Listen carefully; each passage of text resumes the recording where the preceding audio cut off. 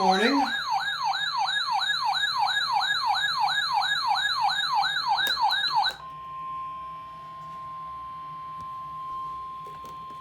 This is the National Weather Service Office at Greenville, Spartanburg.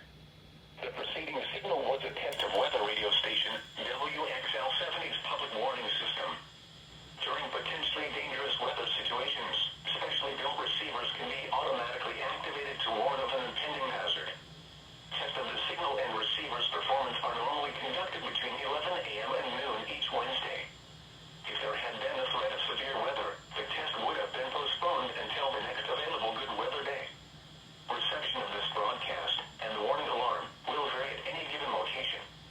This variability, normally more noticeable at greater distances from the transmitter, can occur even though you are using a good quality receiver in good working order. The warning alarm will be activated for hazardous watches and warnings. For station WXL-70, broadcasting near Charlotte, on a frequency of 162.475 MHz, the warning alarm will be activated for the following counties in North Carolina: Alexander, Anson, Cabarrus, Catawba, Cleveland, Gaston, Argyle, Lincoln, Mecklenburg, Montgomery, Richmond, Rowan, Stanley, and Union. In South Carolina, Cherokee, and York. This concludes the NWR Weather Radio All Hazards Torn Alert Test.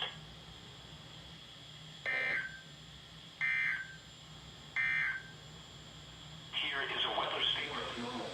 This transmitter is serving Lawrence and the Charlotte metropolitan.